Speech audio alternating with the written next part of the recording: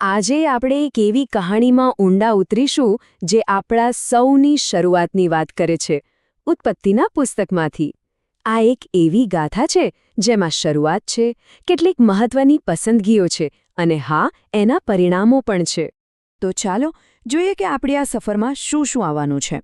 આપણે વાત શરૂ કરીશું એકદમ પરફેક્ટ શરૂઆતથી. પછી જોઈશું કે એક આજ્ઞા કેવી રીતે કસોટી બની.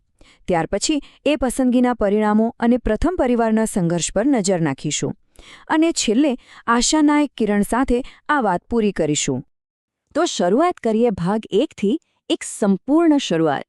અહીં આપણે જોઈશું કે માનવજાતની રચના કેવી રીતે થઈ અને તેમને એદનવાડી જેવી અદ્ભુત જગ્યાએ કેમ મૂકવામાં આવ્યા.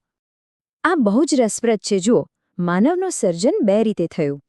એક તો ભૌતિક રીતે, એટલે કે પૃથ્વીની માટીમાંથી, અને બીજું આધ્યાત્મિક રીતે, જ્યારે ઈશ્વરે પોતે એમાં જીવનનો શ્વાસ ફૂંક્યો. આ બતાવે છે કે માણસ ધરતી અને સ્વર્ગ બંને સાથે જોડાયેલો છે. અને એમને રહેવા માટે જે જગ્યા મળી, એદનવાડી, એ કોઈ સાધારણ બગીચો નહોતો. હા, એ તો એવી જગ્યા હતી જ્યાં સંપૂર્ણ શાંતિ હતી, કોઈ ચીજની કમી નથી, અને સૌથી મોટી વાત તો એ કે ઈશ્વર સાથે સીધો અને ગાઢ સંબંધ હતો. અને જુઓ, અહીંથી જ લગ્નની જે સંસ્થા છે એનો પાયો નંખાય છે. આ કોઈ માણસે બનાવેલી પ્રથા નથી, પણ ખુદ ઈશ્વરની યોજના છે. એક એવી યોજના જેમાં સ્ત્રી અને પુરુષ બંને સમાન છે અને એક પવિત્ર બંધનમાં જોડાય છે. સારું, અત્યાર સુધી તો બધું જ એકદમ પરફેક્ટ હતું. પણ હવે કહાણીમાં એક મોટો વળાંક આવે છે. ભાગ 2, આજ્ઞા અને કસોટી. એક નાનકડો પ્રતિબંધ તેમના વિશ્વાસની અને આજ્ઞાપાલનની સૌથી મોટી કસોટી બની જાય છે. ઈશ્વરની આજ્ઞા બહુ જ સ્પષ્ટ હતી, ખરું ને? એમાં કોઈ રોકેટ સાયન્સ નહોતું, બધી સ્વતંત્રતા હતી, બસ એક જ વૃક્ષથી દૂર રહેવાનું હતું. આ એક સીધી સાધી પસંદગી હતી. શું તમે ઈશ્વર પર ભરોસો કરો છો કે નહીં? અને બસ અહીં જ સંઘર્ષ શરૂ થાય છે. એક તરફ ઈશ્વરનો સ્પષ્ટ આદેશ છે જે સુરક્ષાનું વચન આપે છે, અને બીજી બાજુ સર્પની લાલચ છે જે ઈશ્વર જેવી શક્તિનો વાયદો કરે છે. સાચું અને ખોટું, આ બે અવાજો વચ્ચેની લડાઈ શરૂ થાય છે. અને આખરે થયું એ જ જેનો ડર હતો. લાલચ જીતી ગઈ. ફળ ખાવાની એક નાનકડી ક્રિયાએ બધું જ બદલી નાખ્યું. આ માત્ર આજ્ઞાનો ભંગ નહોતો, પણ વિશ્વાસનો ભંગ હતો. અને તેની અસર તરત જ દેખાવા લાગી. તો આ એક પસંદગીનું પરિણામ શું આવ્યું? ચાલો હવે ભાગ 3માં એને જરા વિસ્તારથી સમજીએ, કારણ કે એની અસર માત્ર બહાર જ નહીં પણ અંદર પણ થઈ હતી. સૌથી પહેલી અસર તો એમના મન પર થઈ. જે નિર્દોષતા હતી એની જગ્યાએ શરમ અને ડર આવી ગયો. જે ઈશ્વરની સાથે ખુશીથી ફરતા હતા, હવે એમનાથી જ છુપાવા લાગ્યા. સંબંધમાં પહેલી તિરાડ પડી ગઈ હતી.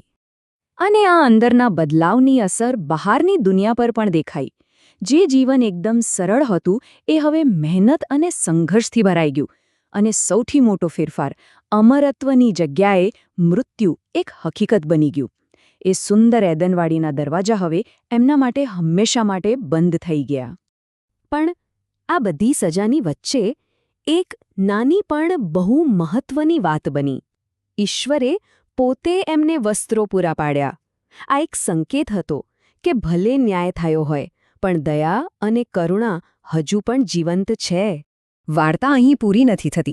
આ પાપના પડઘા હવે એમની આવનારી પેઢીમાં સંભળાય છે. ભાગ 4માં આપણે જોઈશું કે પ્રથમ પરિવારમાં આ સંઘર્ષ કેવી રીતે એક દુઃખદ રૂપ લે છે. હવે વાર્તામાં આવે છે બે ભાઈઓ, કાઈન અને હાબેલ. બંને ઈશ્વરને ભેટ ચડાવે છે, પણ પરિણામ અલગ અલગ આવે છે. કેમ? કારણ કે ફરક ભેટમાં નહોતો, પણ ભેટ આપનારના દિલમાં હતો. એકના દિલમાં વિશ્વાસ હતો અને બીજાના દિલમાં ઈર્ષ્યા. અને પેલી જે ઈર્ષ્યા હતી ને, એણે એટલું ખતરનાક રૂપ લીધું કે જે કોઈ વિચારી પણ ન શકે. પાપ હવે માત્ર એક ભૂલ નહોતું રહ્યું, એ હિંસા બની ગયું હતું. માનવ ઇતિહાસની પહેલી હત્યા. એક ભાઈએ જ બીજા ભાઈનો જીવ લઈ લીધો. આટલી બધી નિરાશા પછી શું બધું ખતમ થઈ ગયું? ના. હવે વાર્તામાં આશાનું એક કિરણ દેખાય છે. ચલો ભાગ 5માં જોઈએ કે કેવી રીતે એક નવી શરૂઆત થાય છે. હાબેલ તો હવે હતો નહીં, પણ એના પછી સેથનો જન્મ થયો. અને આ ક્યાં એક બીજા દીકરાનો જન્મ નહોતો, પણ એક પ્રતીક હતું એ વાતનું કે ભયંકર નુકસાન અને દુઃખ પછી પણ ઈશ્વર નવી શરૂઆતનો રસ્તો કાઢી શકે છે. આશાની એક નવી વંશાવળી અહીંથી શરૂ થાય છે.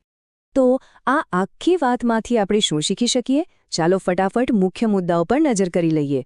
પહેલું, કે આપણું સર્જન ઈશ્વર સાથેના સંબંધ માટે થયું છે. બીજું, લગ્ન એક પવિત્ર વ્યવસ્થા છે. ત્રીજું, પાપ સંબંધોને તોડે છે. પણ ચોથું, ઈશ્વર ન્યાયી હોવાની સાથે દયાળુ પણ છે. પાંચમું, નિષ્ફળતા પછી પણ નવી શરૂઆતની આશા હંમેશા હોય છે. અને છેલ્લે, ઈશ્વર માટે બહારના દેખાવ કરતાં હૃદયનો ભાવ વધુ મહત્વનો છે. અને અંતે એક સવાલ આપણા સૌ માટે કે હજારો વર્ષ જૂની આ કહાણી આજે પણ કેમ આટલી મહત્વની છે? શું આ પસંદગી કરવી, તેના પરિણામો ભોગવવા અને પછી ફરીથી આશાની શોધ કરવી, આ સંઘર્ષ ક્યાંક ને ક્યાંક આપણા બધાના જીવનનો હિસ્સો નથી? વિચારવા જેવી વાત છે.